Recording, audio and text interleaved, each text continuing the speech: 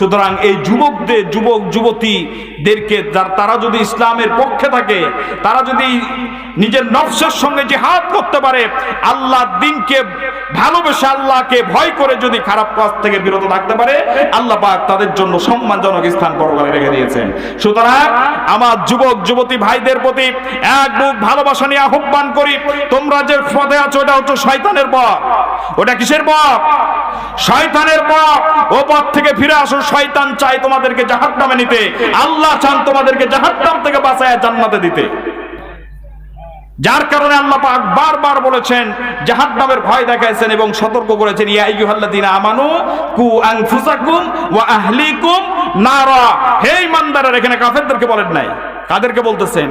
ইয়া আইয়ুহাল্লাযীনা আমানু, হে ঈমানদাররা, কু আনফুসাকুম, তুমি নিজে বাঁচো, ওয়া আহলিকুম, তোমার পরিবারকে বাঁচাও, নারা,